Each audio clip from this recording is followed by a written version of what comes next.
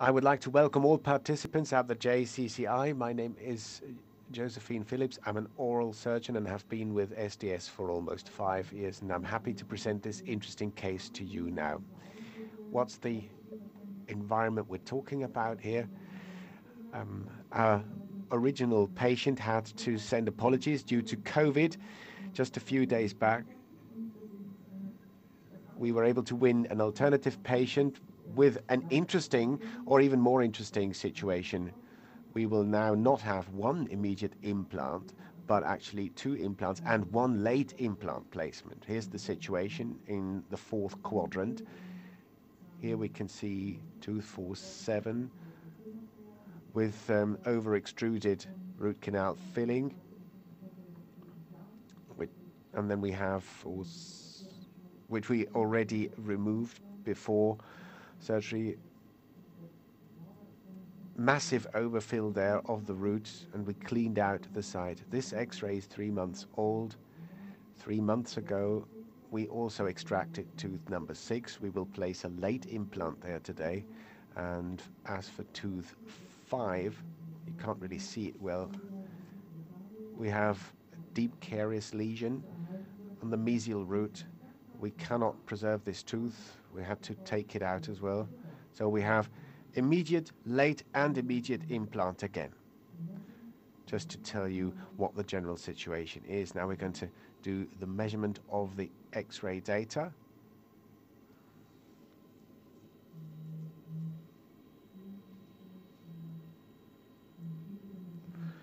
Let's do the depth measurement. We've got good dimensions here in terms of bone volume, bone supply.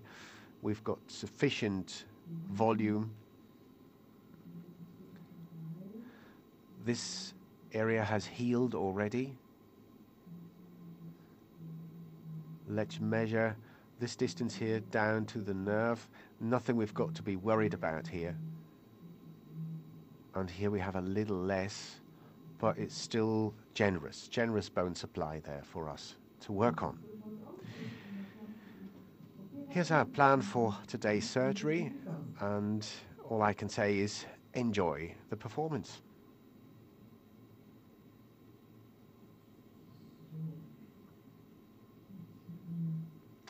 Right. This is our starting point here today. We extracted tooth number 5 atraumatically. We have complete bone preservation, vestibular on the vestibular side. Let's get the camera in focus again. And here also for tooth 7, which we removed lingually, buccally, we have excellent bone quality. We didn't really prepare a major flap in order to avoid resorption. Now the foreign particles and the inflammation meant that we had to remove the septum as well because it was compromised. So we don't have a septum anymore. And I'd like to show you how to place SDS implants beautifully. I would like to place implants with 14 millimeters in length, and we'll start right away with number 5. Let me show you the drill box here. This is our spherical burr and the pilot drill. No, the tooth is missing already. I don't need the spherical burr at all. I would start with the pilot drill immediately. And that's what I'm going to do. And the box is structured as follows. You see the different classes of bone, 3, 4, 3, 2, and 1 for the different types of bone we're confronted with in actual praxis. This is the SDS drilling protocol. In practice, we can see the markings there on the drill, different lengths. For the short implant, 8 millimeters, 11, 14, and 17 millimeters. Right, we want to go down to 14.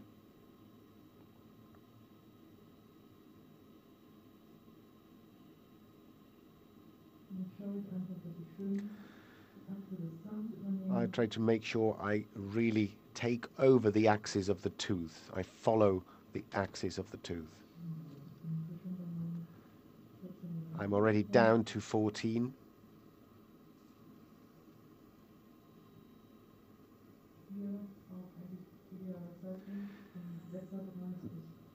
This is the ideal moment. We've got excellent healing in the area of tooth 6 after 3 months. Good healing.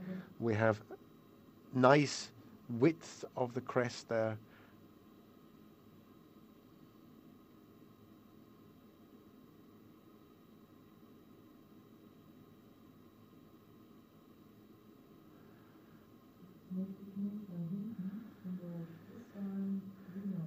In the distal root of tooth 7, we had most of the foreign material, so I would like to implant into the mesial alveolus.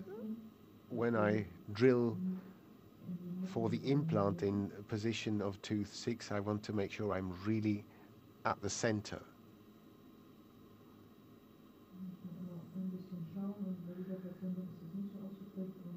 We've got to be careful. Some patients have a special anatomy here, and we've got to adjust our axis there accordingly. I don't think it's a problem with this patient.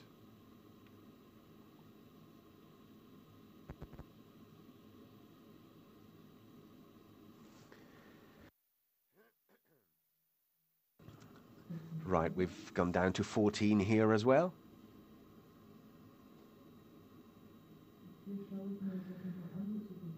Here I'm going to take a closer look with regard to the axis. I really want to be straight in a perpendicular line. This tooth 7 had tilted a little bit, but I made sure we didn't get confused. We just want to go in straight, in a straight line, in a right angle.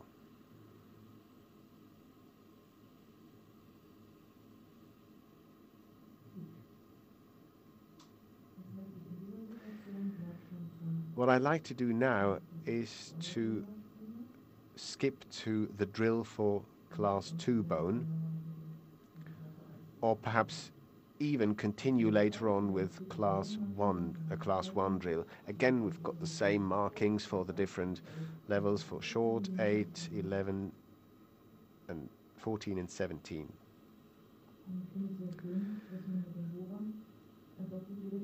I really like the fact that you can determine the direction very well with these drills. They are tapered, and you can place the implant really nicely there so that they can provide stability by themselves.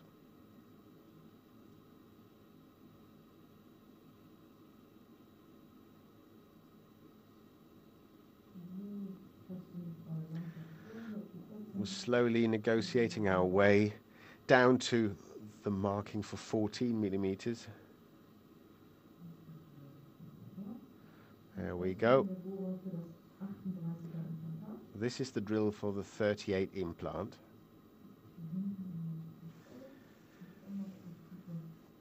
Here we're just going to check there at the back and go a little bit deeper perhaps.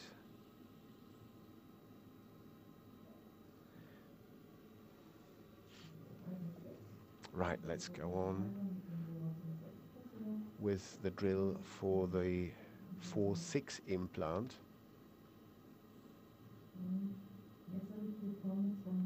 Now I've got two options here. Let me show you the tulip. Here we've got the countersink for the 3-8 implant.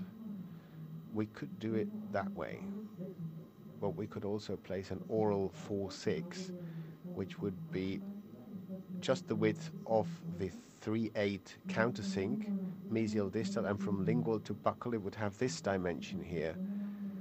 In the area of the premolars, it would fit even better, I think.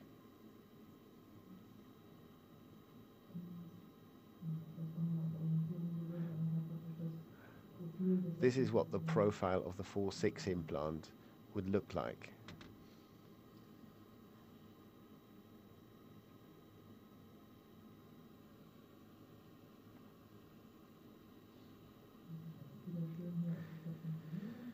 Again, we're going to drill down nicely to 14 millimeters.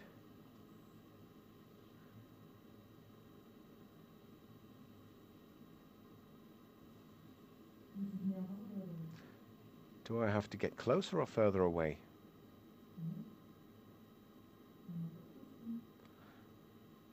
You can cough if you like. The patient is going to swallow. It's a little bit too much water. Well, I prefer you taking a sip of water rather than having to cough. Everything's fine. No worries. It's all good.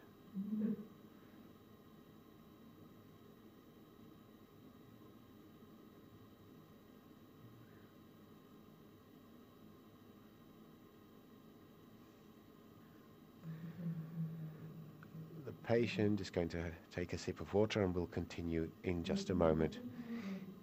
In the meantime, I can explain the LSCC box to you. This is our PRF box.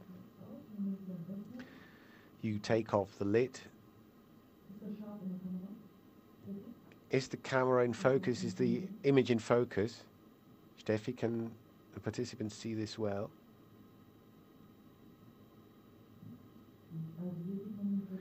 Here you can see the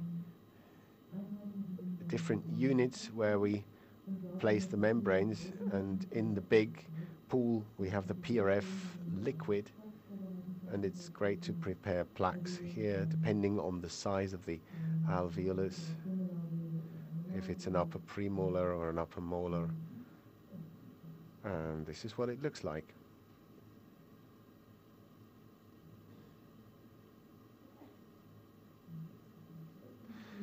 So let's go back to the chair. Perhaps keep your hands below the cloth.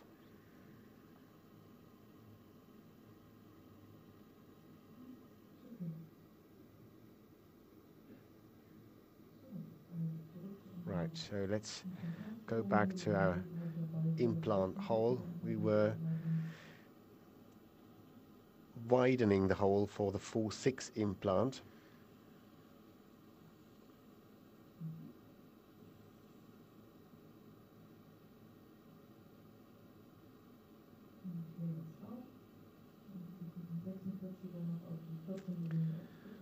So we take the drill for 4/6 to get down to 14.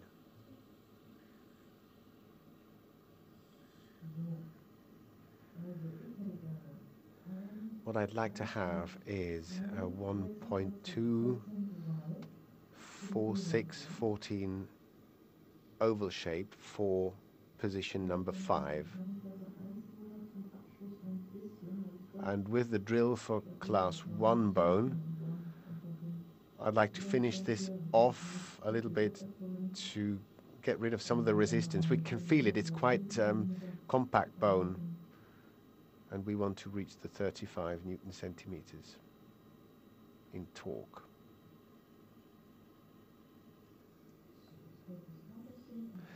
Now we're going to use the countersink to take off or avoid any pressure or tension in the area of the cortical bone. Let me now show you the implant. This is the 1.2 4/6 oval shape. You can actually see it through the box, so we know exactly what we get.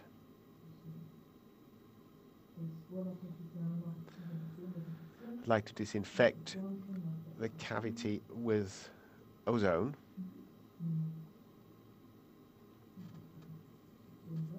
Now we've got the ozone going in. Thank you.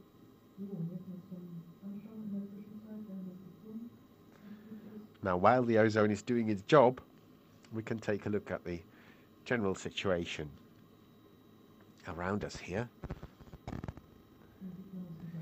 Here you can see the implant. You can take it out in a very clean way. It's completely sterile. I'm going to catch it with the ratchet.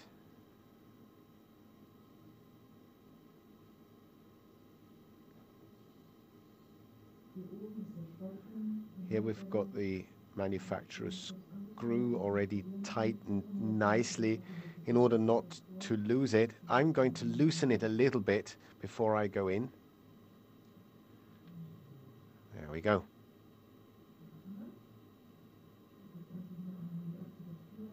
I'm just going to check for the axis of tooth 4, tooth 5 to make sure we are in parallel. Please don't cough if that's possible for a moment. We can take a little break again. I just want to get this finished.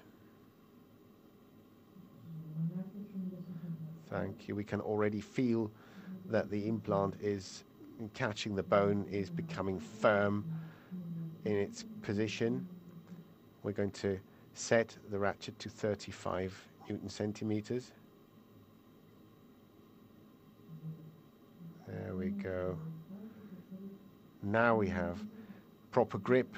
We've got 35. I want it a little bit further down and compact the bone just a little more. I'm not really much above 35. Just a moment.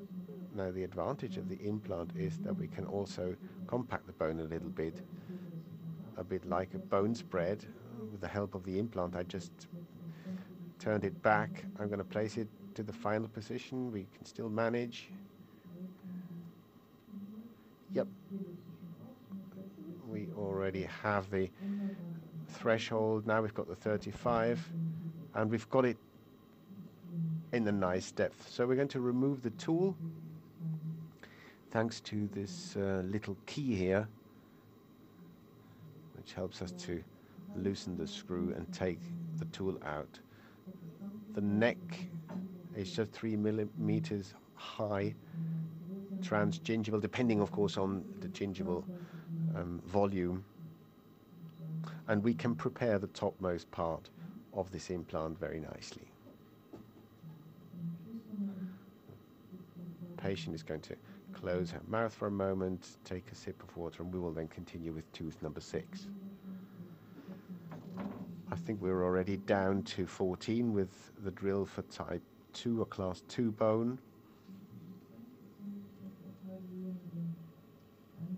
I'd like to go down just a little bit with the drill for class 1 bone. So down to 14 with the drill for class 1 bone. Fantastic. Then the countersink, please.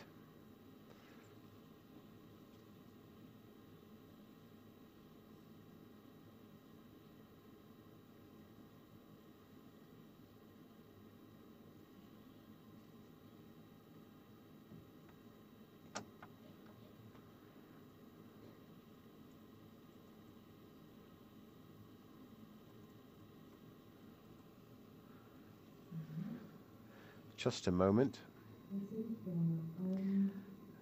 I would now like to have a 4, 6, 14 oval 6 times 8.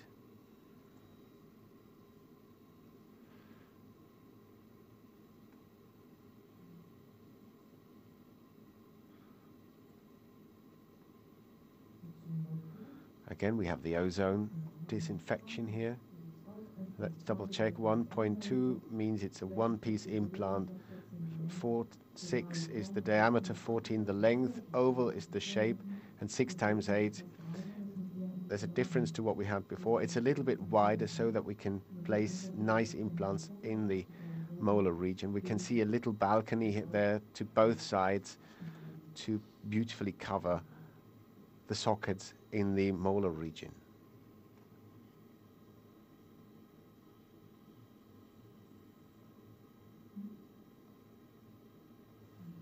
Thanks very much.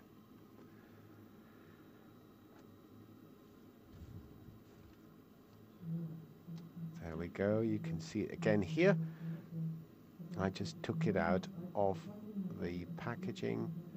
You don't have to touch the implant at all. There's no need. You can just place your ratchet on the insertion tool. So I'm going to loosen the screw a little bit. You can't actually lose it because the screw is locked in the implant. It's all safe. Right, there we go.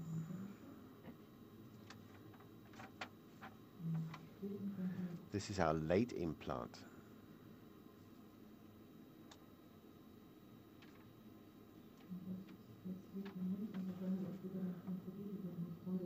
This is going to be a source of joy for me and for the dental technician, for the prosthodontist, because we will have so much of the implant volume available, and the gingiva can attach nicely and firmly to the available material. Perhaps half a turn more. Let's see how far we go. Let's place it a little bit deeper to make sure it's firm in the bone.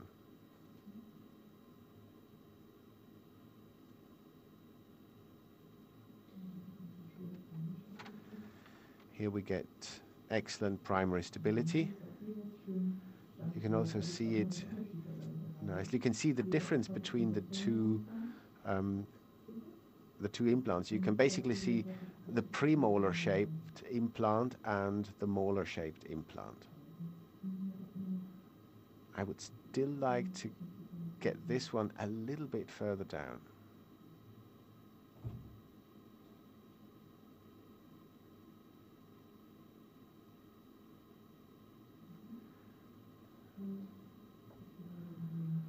I think half a turn will do.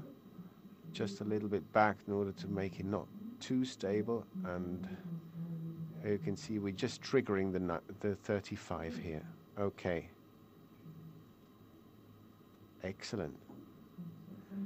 Now we're going to place the third implant, and it's going to be interesting to see what happens there. We chose an alveolus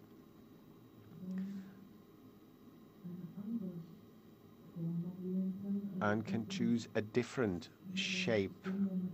So it really is an excellent system. You can really choose the specific implant for the specific situation you're restoring, you're preparing.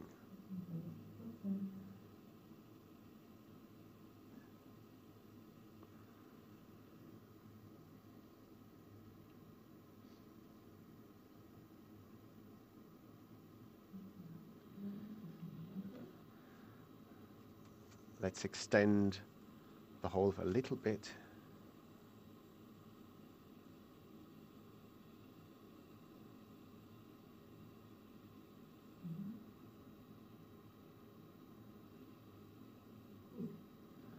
Okay, now I'd like to have a 4-6-14 balcony, please.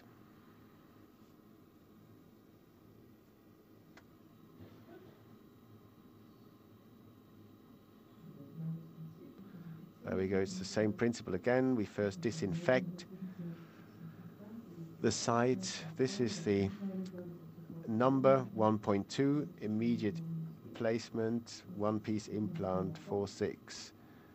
And the balcony is visible here. I chose the mesial alveolus. The balcony will protrude to the distal side to give us a nice profile again for the prosthetic restoration.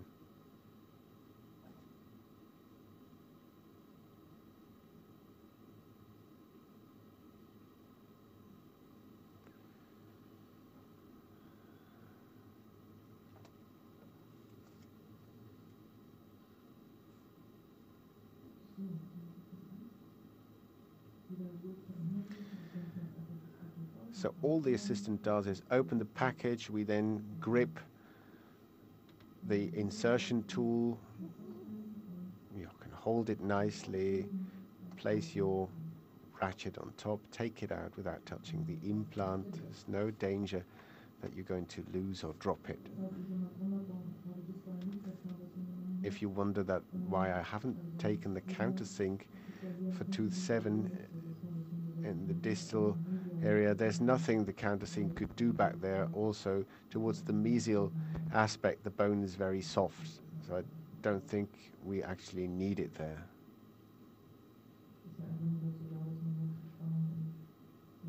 The countersink just helps to take out the tension, the compaction in the cortical bone.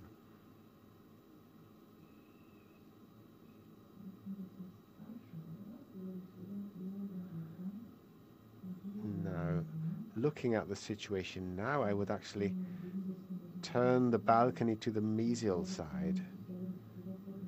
I think that would be even better. So leave it like this in terms of profile. I think this would make more sense. You can basically play around with it. If you want the balcony to protrude to the distal side, you can do that. But I don't think this would really benefit the patient. So I think it makes more sense to have the balcony to the mesial side. Now, the ratchet is triggered here because the balcony came to a stop. Now we can place the balcony again to the mesial side. I'm going to unlock the screw, unfasten the screw, slightly jammed there, and that's it. Now we can take a look at it from the side. You can easily imagine what it will look like with the crowns. Can you close your mouth slowly, please? Close, close, close. Thank you. We're going to prepare the implants. They're slightly too high. And now you can open your mouth again. Thank you very much.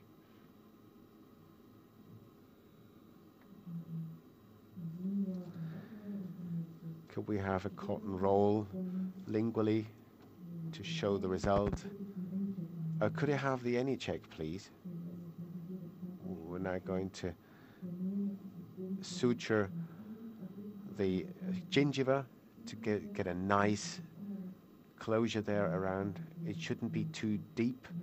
We want it to grow nicely to form the proper profile around the balconies. And then we're going to use any check. We're looking at,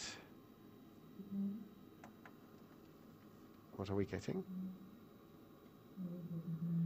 It's 79, even though you may not be able to see it on screen. Now you can, 79. Now we get the next one.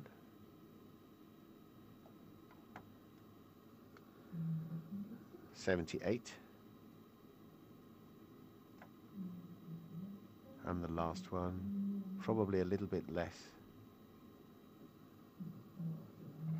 Not bad, 72.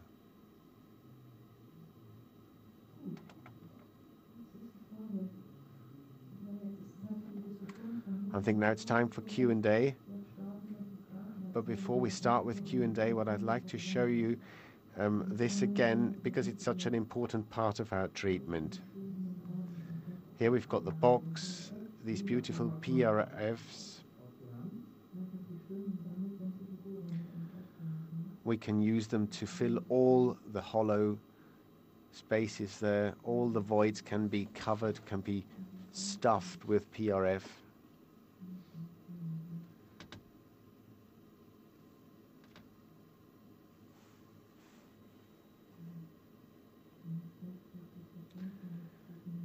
And I will come over to you to the conference room for discussion, and we can finish this off later.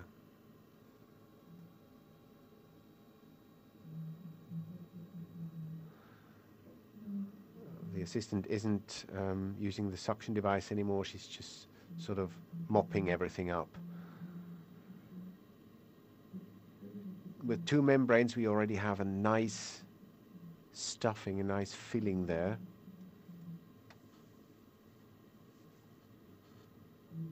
Okay, and I think you can now easily imagine where the suture will go. I would place vertical mattress sutures here, here and there, perhaps one more to the distal side.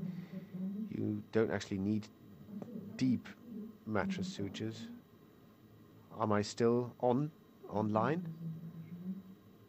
Let me show you this.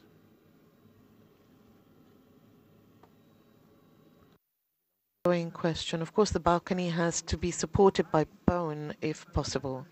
And I sometimes wonder whether I will manage from a prosthodontic point of view. Sometimes I have to I'm using the axis of the tooth. I'm not setting the balcony in parallel, and my balcony is hanging slightly towards the mesial aspect. Do you always place your implants in a parallel fashion, or do you use the axis of a tooth? That was my question. Because you want to make sure that the balcony has a support in the bone. Of course, you're correct. Sometimes the balcony is nicely supported by bone, and then I have more healed bone on the mesial aspect. I was able to go quite close to it, but I could have placed it slightly differently. Sometimes you can correct the axis by means of the tip if you don't have enough bone underneath it. Of course, having your implants in parallel is not 100% necessary. Of course, it's a nice if you have it, but it's not a must. So absolute parallelity is not that important. Next question. Wie geht es weiter mit diesen Implantaten heute? Werden da Provisorien draufgesetzt? Natürlich werden wir dann entsprechende Anweisungen geben. Wir haben hier Standardgrößen bei den Implantaten, bei der Prämolane. Sie sind noch etwas zu groß. Ich muss das alles präparieren. Ich muss das entsprechende Gingiva anpassen mit dem weichen Diamantbohrer, und dann werde ich einen Scan machen mit Prime Scan und RCase. Es gibt natürlich verschiedene Systeme da. Und dann werden wir die Provisorien vorbereiten im Labor. Das ist alles sehr sauber. Wir verwenden da kein vermischtes temporäres Harz an der Wunde. Das ist ein Vorteil. Wir zementieren mit Duralon. Das ist ein halb permanenter Zement, das Vorteil hat gegenüber anderen Zementen. Wir platzieren dann das Provisorium, und die Patienten dürfen auf nichts Hartes beißen. Sie dürfen nur weiche Nahrungsmittel essen, und wir stellen sicher, dass es keinen zu großen Druck gibt auf die Provisorien aufgrund eines Höhenunterschiedes zu den natürlichen Zähnen.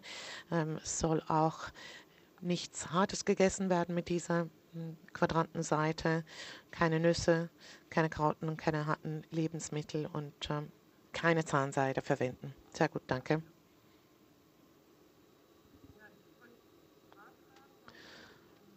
Well, one question, I didn't quite understand how you placed the balcony in that specific way. My second question, are you always drilling with wet or dry? Normally wet, because we want to cool the bone, but if you let the drill go very slowly, you could also drill in a dry fashion without water cooling. If you have too much blood and you can't see, then of course it's that'd be one exception, of course. And I want to harvest bone sometimes, so then it's another reason to avoid water cooling. And the balcony, that was the first question. I wanted to turn it towards the distal aspect initially, but our prosthodontist told me before that the tooth on the other side had wandered off slightly in the other direction. This is why I turned it in the mesial direction. There was no reason to turn it in the distal aspect. That was my reason. I turned it towards the mesial aspect.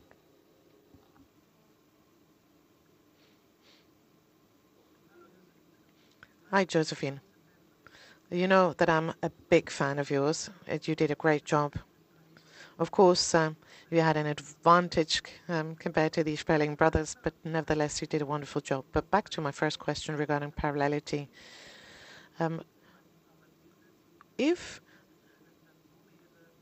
the placements were set as you did it, and there's a problem with occlusion, would you then still have freedom with that implant system to move in another direction? Of course, you can prepare things the way you want. You can, of course, there's limits to how to prepare the balcony, but if your balcony was protruding, for example, you could remove part of it. So if you're too far in the distal aspect, you can prepare it into a mesial aspect later on with the final restoration.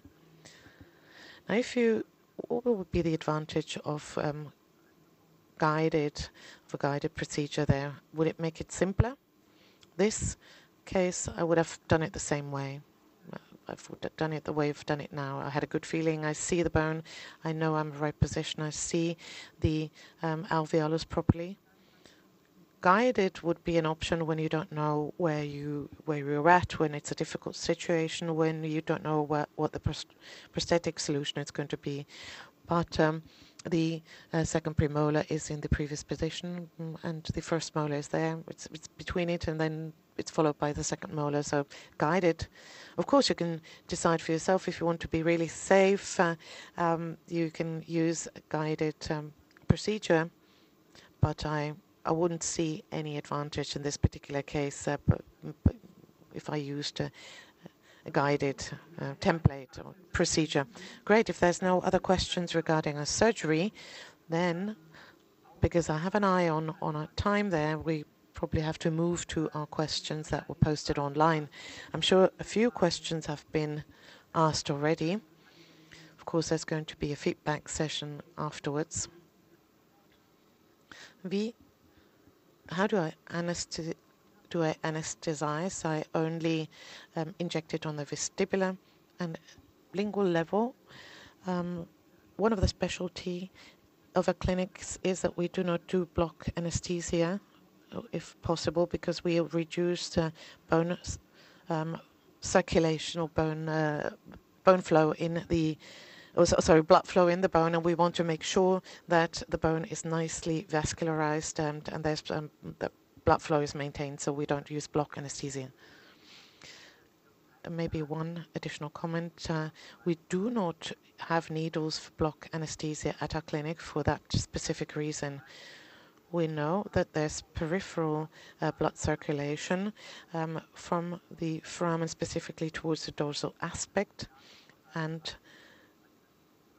we know that in the dorsal aspect the blood flow comes from the alveolaris section,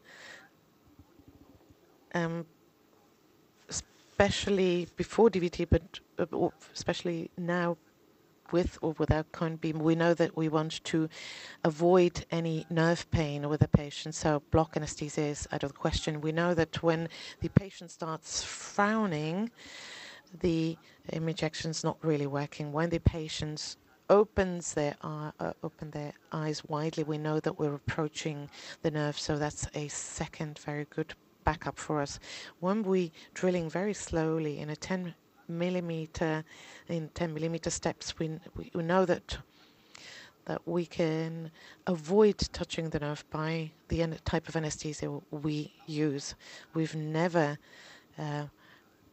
damaged a nerve over a long period, creating paresthesia. So all of our patients have recovered, so that's the reason for this type of anesthesia. Now, next question for Sperlich Brothers.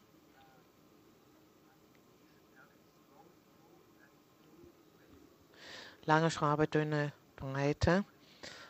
Gibt es da nicht Bruchgefahr? Wie häufig treten Brüche auf? I suppose the percentage is 0. 0, definitely. This design is always going to raise those questions, of course, but our clinical tests are very promising. Everything's been validated, and right now, percentage is 0. And what's important to say regarding this surgery is that we had very high insertion torque. If we could maybe have a look at the post-op picture, we reached the corticalis from the sinus aspect, and we've been instructed to really respect the protocol. This is approved up to 60 Newton centimeter. We'll always adhere to the protocol because we don't want to weaken the ceramic material. If you then, go to full power along the length, then you can really cause some damage. Therefore, we do not exceed 60, and term breakage is 0%. Ever since I've worked with zirconia, the material has been the same. The Japanese material has been used for decades now, and all the burning processes have not changed a great deal. We have Ceratec people here, and I think we've got some people who really have long experience with zirconium oxide. We have experts here who've known this material for 40 years, so some things have changed. ISO norms have been improved, and we have standardized procedures preventing bone loss. The systems that are on the market have really been tested all the way through, and they work. We've been surprised ourselves to see how well our implants did. We've evaluated thousands of implants in our own studies, and I'm sure that other systems will be doing very well in the future as well. We have a fracture rate of 0.2%. If you look at the large titanium studies that have tested 10,000 titanium implants, you will see that they're above that value. So zirconia implants do better than titanium implants, and we're very pleased to see that, because that was one of the biggest challenges initially. And Straumann, Marco Godola was here last year. He said that the identical two-piece Straumann ceramic implant is more stable than the titanium implant. Yesterday, we also looked at the Neodent C implant. You can also ask questions to him. He's outside, and he just confirmed what you said, Ulrich. The C implant can take much more force than the titanium implants, no doubt about that. Fine, then a last question before we take the break. Another question to Josephine. Josephine, wie entscheidest du spontan, welche Alveole du nimmst? Beim Sechser? Beim ersten Molaren? Sehr gute Arbeit. First of all, thank you very much for those kind words. First of all, I look at the bone and then the prosthetic or prosthodontic profile. On tooth 7, we had all the foreign substance in the bone on the distal root, so I didn't really have much bone left to really use the distal socket. I would then, of course, look at the curvature of the adjacent roots. I would just look at all the preconditions. Where do I have the best height, width, depth? Where would I place the implant best? And with those famous last words, I think we can take a lunch break. Please give a big hand to these wonderful young surgeons.